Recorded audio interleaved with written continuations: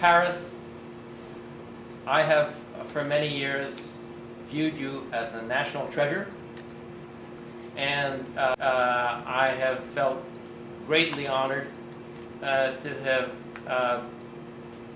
been brought into your orbit, as it were, because I was a member of India 16, and I think it is one of the wonderful parts of my life. And I thought it would be appropriate to start with India.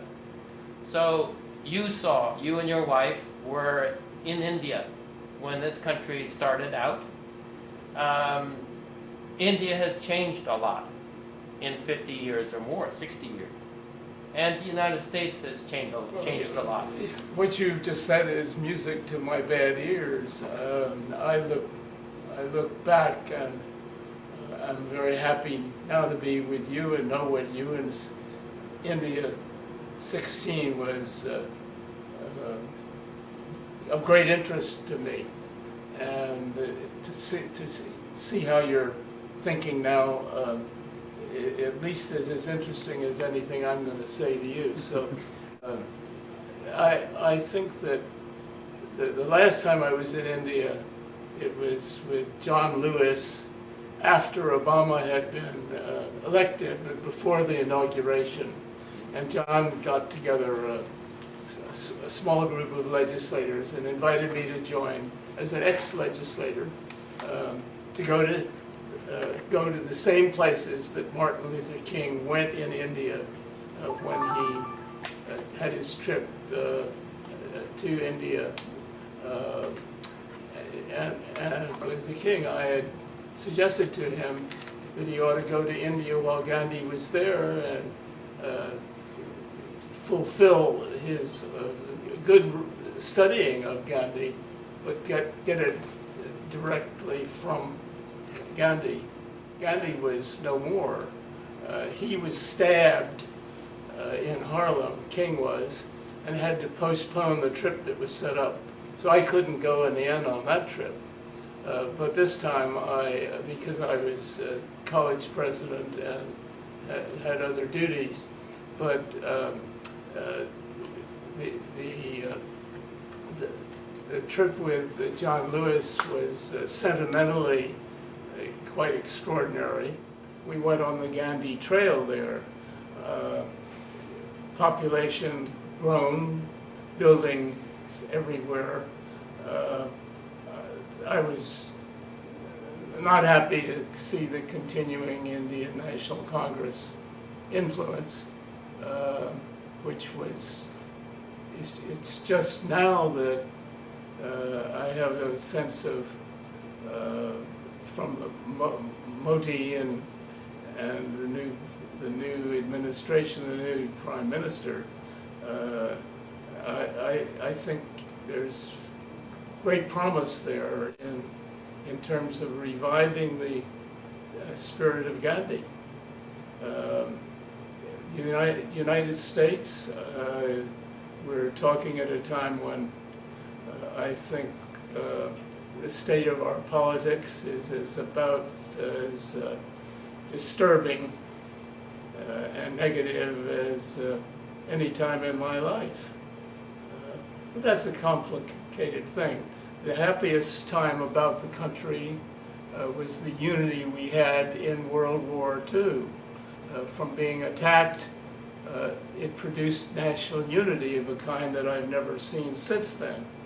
But so I'm a little bit, as we're talking now, a little bit more optimistic about change in India being promising.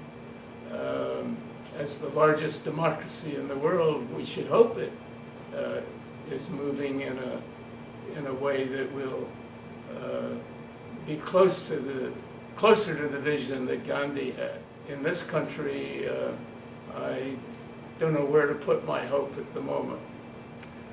Speaking of our country, you have had the distinction of being a U.S. Senator, and that gives you a particular insight into our political system. And you've been CEO of the Corporation for National and Community Service, so you know the operation of the government from an important agency. But your association, the association that we are particularly interested in is with the Peace Corps. And you've written about this and you've spoken about this, but as you are writing your memoirs and thinking about your time with the Peace Corps, you have just said to me, for example, that the time in Ethiopia was one of the most interesting times that you had. So if maybe you could give us a few thoughts about what was special about Ethiopia, and then what was special about India 16. Let me just say what's special. Begin with what's special about my luck. I was lucky to get elected to the Senate when I was 44 points behind in the polls. And then I was unlucky to be defeated by Rick Santorum. And you're continuing the habit that people have of politeness, not for the reason you did it here, but in introducing me, no one has ever said I was defeated by Rick Santorum. And it's sort of an interesting, because of his controversial role, it's an interesting point. But the point is I've had a victory and a defeat. I've operated on the assumption that people probably would be more interested in the defeat than the victory, that failures are of more interest than, as we know by the press. For me, the non-failure, most delighting was the adventure in Ethiopia as the director of the Ethiopia program and the representative of Kennedy for Africa south of the Sahara. It was 2 wonderful years. Not as wonderful or as there's something about actually being a Peace Corps volunteer that makes me understand why volunteers in those days talked about the staff as sort of an unnecessary group of people. Yes. So you're the real thing. You're the Peace Corps volunteer. But if you're sort of probing back and measuring, you need to add national service as the twin big desire of mine as to what could grow and grow and grow until it's really changing the country. And that is a mixed bag of what is failure and what is success. My wife contends that the difference between us is her sense of duty is to do what you don't want to do, but you do because you're convinced that you ought to do it. And you, she said of me, your sense of duty is to find what delights you the most and declare it the common good. And so That's great. I had a wife who was skeptical of my going on the march from Selma to Montgomery and skeptical of going to India on our fellowship and skeptical of a lot of the politics of this time. Now, she ended agreeing with me that as our family, India as a new home and place, excuse me, I meant to say Ethiopia at that point. I think she would say that in terms of the family, it was one of the great occasions for all my 3 children as well as for me. Just as my grandmother took me around the world when I was 12 years old in 1938, 37, 38, for 6 months. And I've tried to do a 6-week version with my 4 older grandsons. And the common good of seeing both the Peace Corps grow to something is not only is known everywhere, but touches the whole of the American people in terms of learning about the world and learning of what you want to do differently in this country. Kennedy said, as you've heard me say many times, that as we set off for Ethiopia in 1962 as a family and 300 volunteers, pretty soon we got to 500 volunteers, which is what Emperor Haile Selassie wanted, to double the number of secondary school teachers in Ethiopia. And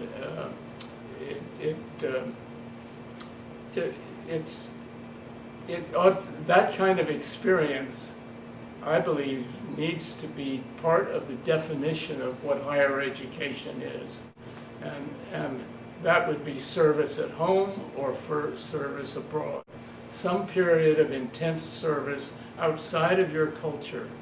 And Peace Corps has given me some of my opportunities to be that, India and Ethiopia being the 2 most important. But we also had a summer of working on a kibbutz in Israel. And You did? Your yes, family? Yes, because the same people that were Scott Buchanan and Stringfellow Barr of St. John's College,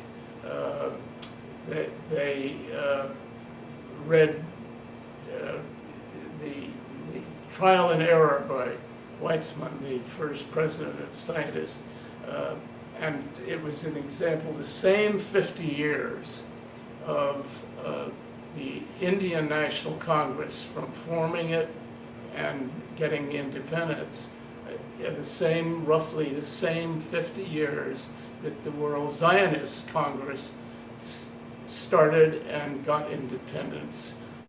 For Israel. And the Foundation for World Government believed that in understanding what to do about the world, Israel, before it became a state and before the vicious circle of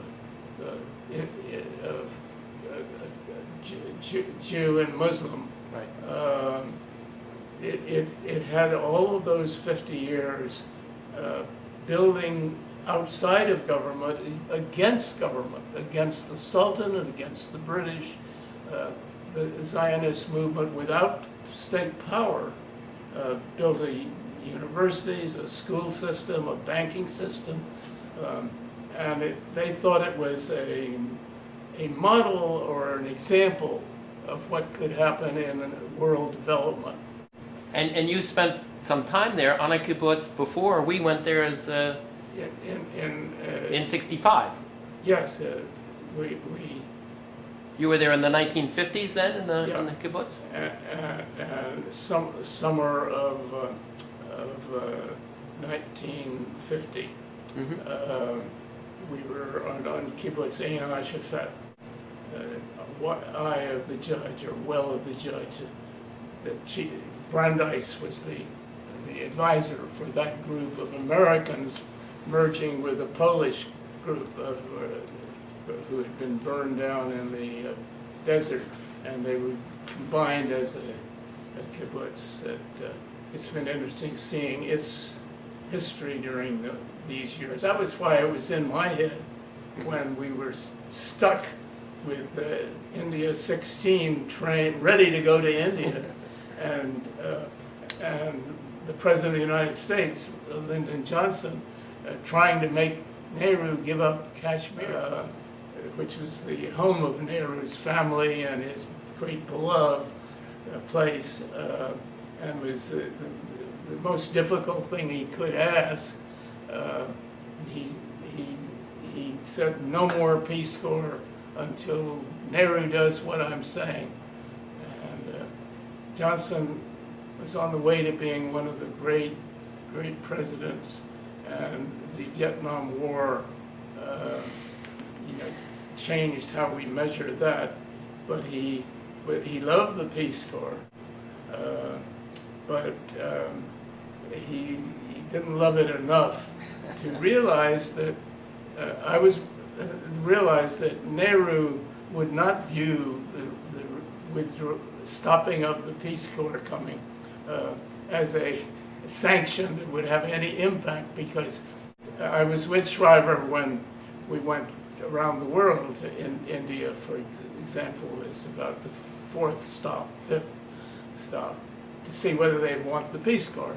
And Nehru was very friendly to Shriver, but he said, Mr. Shriver, people have been coming from afar for a long time, and they come with great hopes of what they're going to do to change India, and after the centuries passed or years passed, they go, and India is more or less the same. And of course that isn't quite what is the story about the Punjab, the Green Revolution and other things. But he said, I want you to make sure they're not going to be disappointed if they don't leave something that is make a difference. Make a great difference. And he said, but we will welcome a small group coming.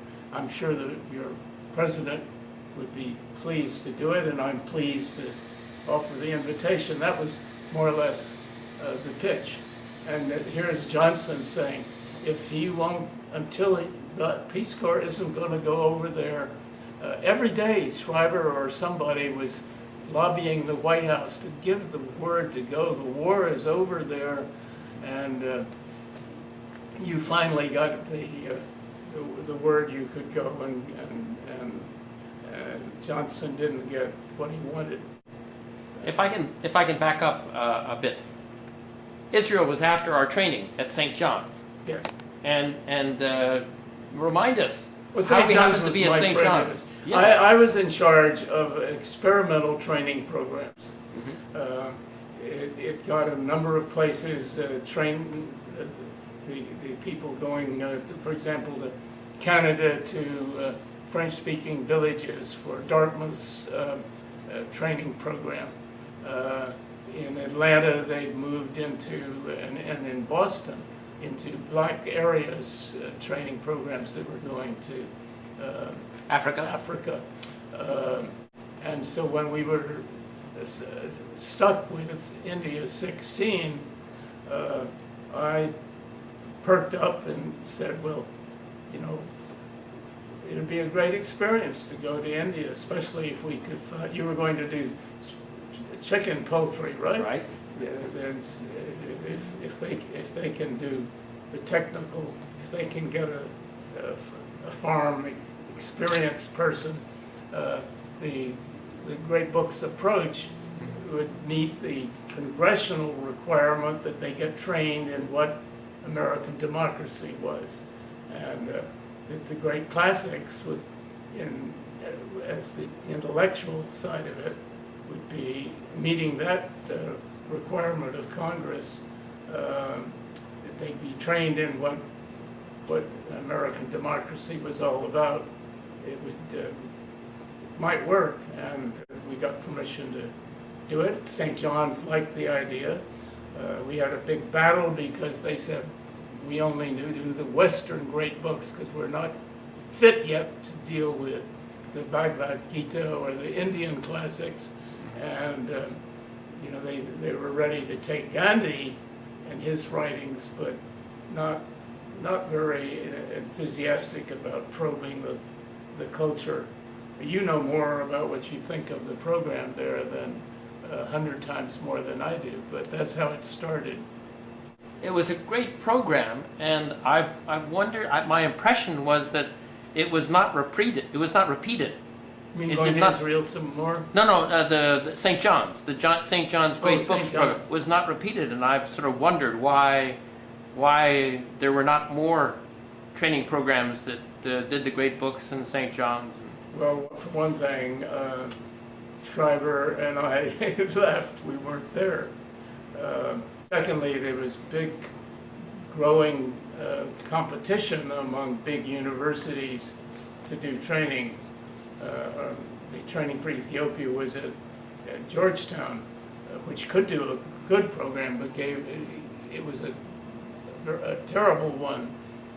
It was all lectures, nothing but lectures, no back and forth. And instead of going back to them, we went to UCLA, I guess. They were competing, and they were ready to do all sorts of more appropriate training than we did there. So I don't know that St. John's applied. Okay. I think universities have the capacity to do more than they could do. Or maybe you shocked them and they didn't need the campus to become a chicken farm. If I may fast forward, when Barack Obama was campaigning, you were advising him on some areas, and as I remember, you National service. contributed. Yes, you contributed language to a speech that he gave, in which he talked about Americans serving side by side with volunteers from other countries. We're now coming to the end of Barack Obama's 8 years as president, and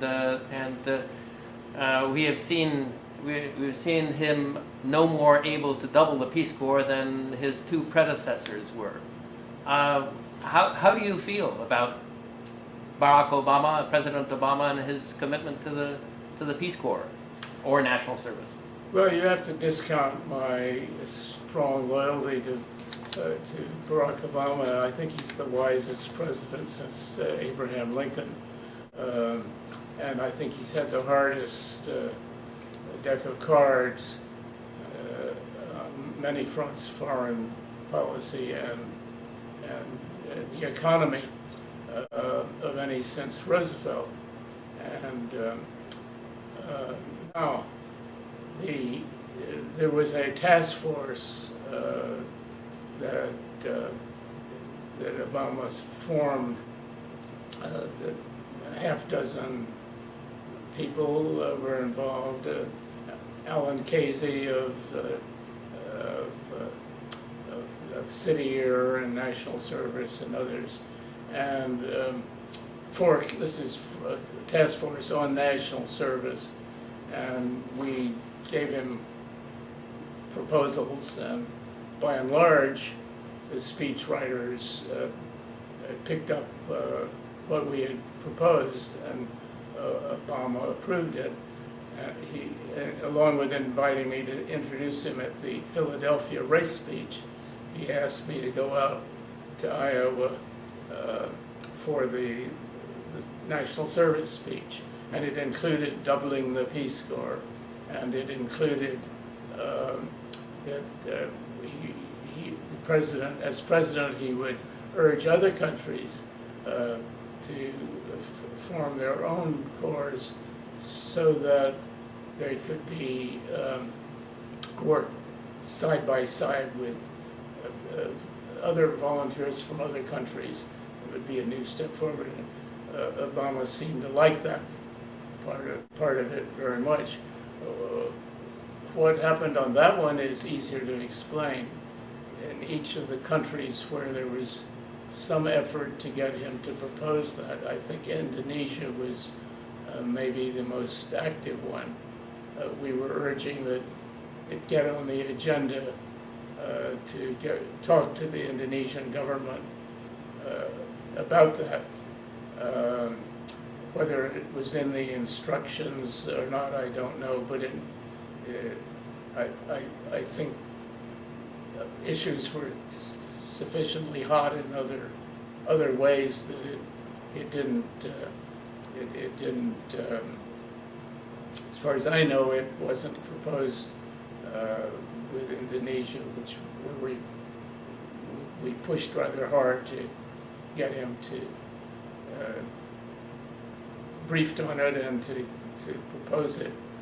Now that's the fate of the Peace Corps in general, that it's viewed as nice and good, but when it comes down to the budget, or it comes down to your time with the president of another country, there are always the issues that are more important, or so that side of it has been very.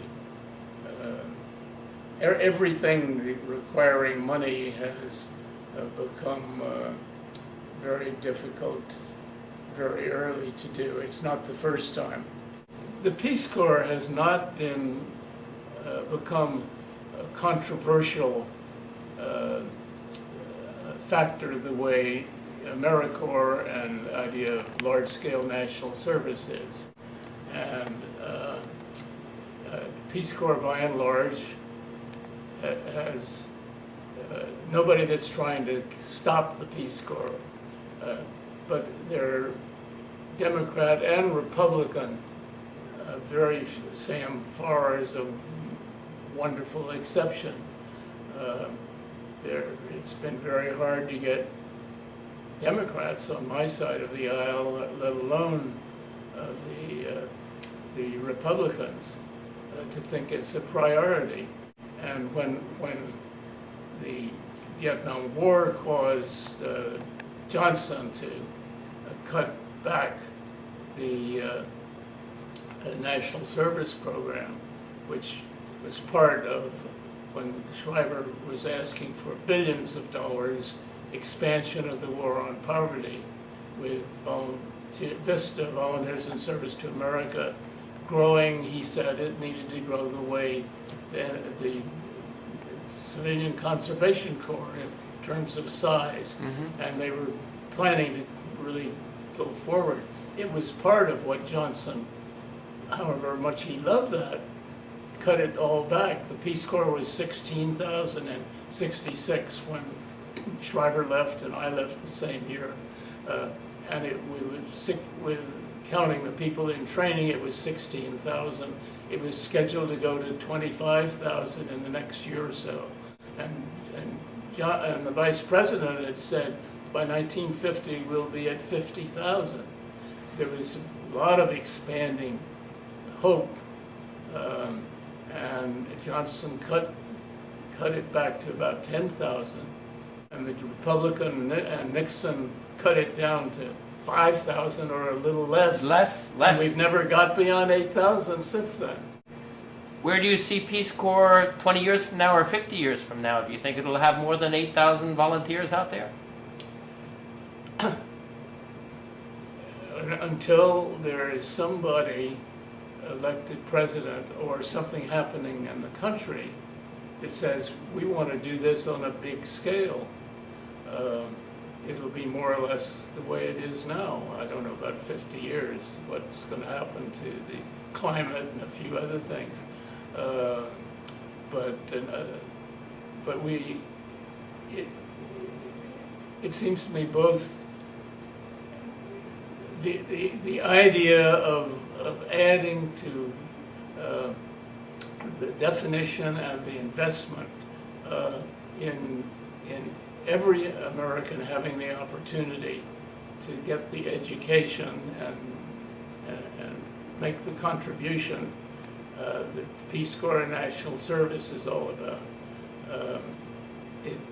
That idea, I think, could blossom in some form. I would suspect it would be a form in which it's less government run and more based on civic organizations. Private initiative, the private sector. Private sector, both first place in both national service at home and national service of the Peace Corps kind. in both cases, the planners of it, including Shriver, said that the great institutions of education, higher education, should be major carriers of both of those ideas. Harris, could you say a word about the Franklin Project? Because I'm not sure that's, I think it's not well known among you. General McChrystal came home under a cloud, but was asked to give a talk at the Aspen Institute, and he and backed by the Chief of Staff, but McChrystal primarily, extemporaneously said, you know, we think that national unity and the sense of everyone's duty for citizens as citizens, it should be, we might like it to be the draft reestablished with civilian and military needs part of the drafting, but there appears to be no, some of us who feel that, he said, there's no real political prospect. Independent sector does have the capacity, and he gave this talk saying that we think that size should be at least as large of full-time service, of national service, which would include Peace Corps. He said would be it would be an idea that could catch the imagination of people, and he found that at this ideas conference huge support for the idea of it being an opportunity for every American, and to fund it in a way that would enable it to be the size of the military as a big sort of goal. I'm not sure that's a great goal to set, but in any case, so McChrystal has been following through this. Aspen adopted it as a program. The near-term objective is legislation that would establish funding for national service? One of the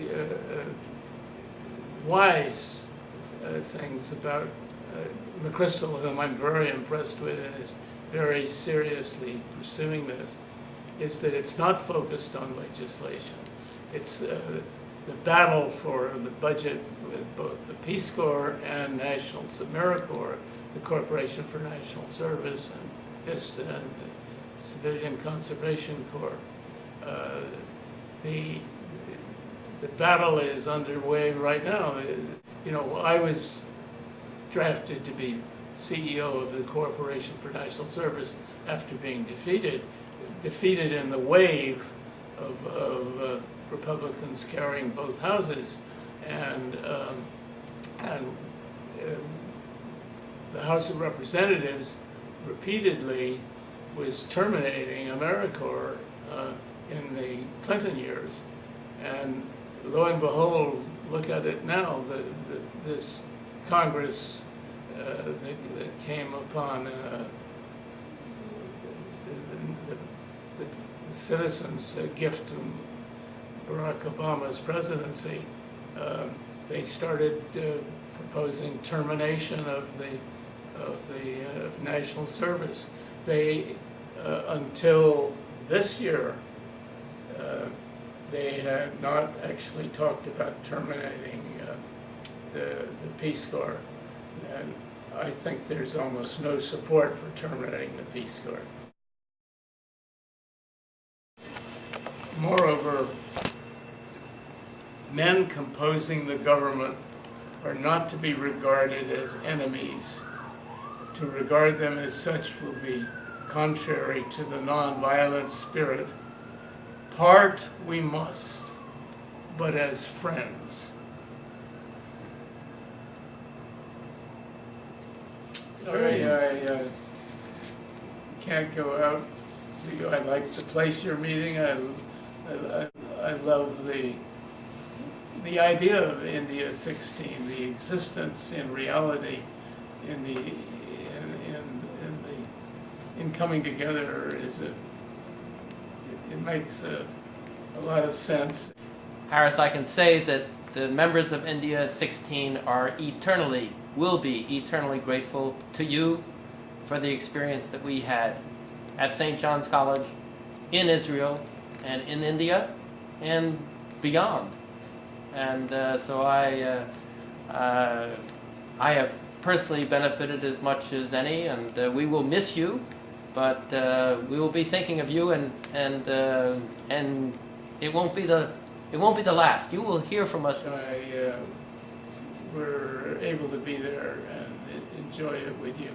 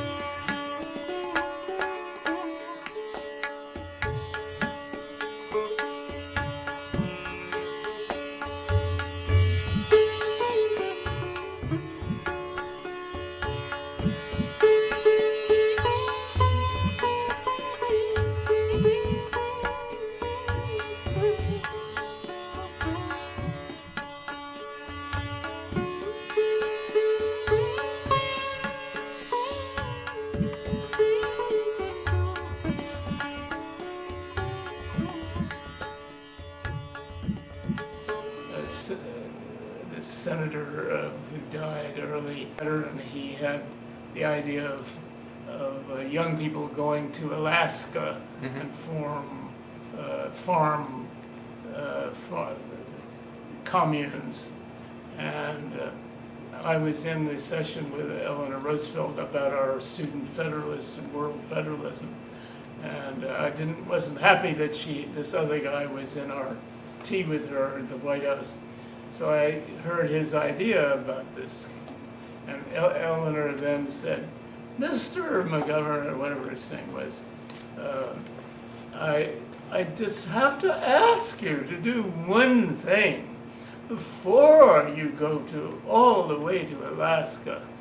Go to an American farm.